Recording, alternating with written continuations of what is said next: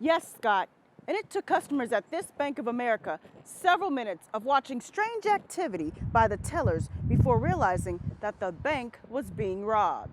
That's right, Kristen.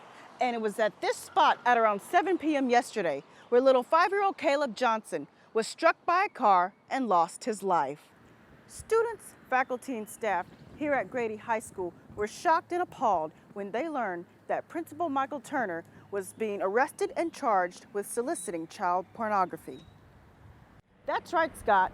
And even though Gatsby's restaurant closed over a year ago, there are 2 former employees that have yet to receive their final payments. Nicole Dodson and Stuart Rodriguez worked at Gatsby's restaurant for 3 years before it shut down in February of 2013. Hard-working guy, come from 9 to 5, work my hours, never complain. That was me.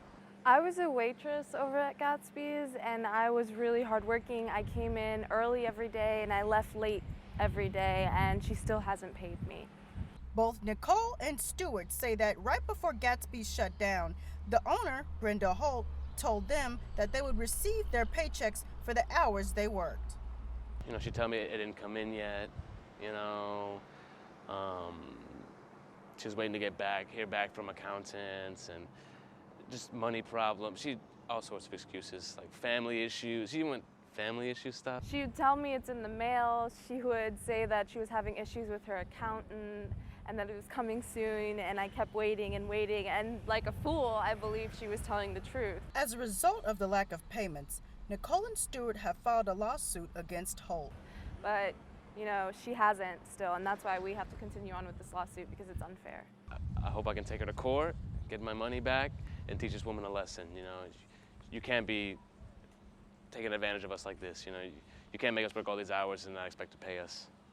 It's just wrong. We tried calling Ms. Holt for a response to our story, but our calls were never returned. Hello, Ms. Holt.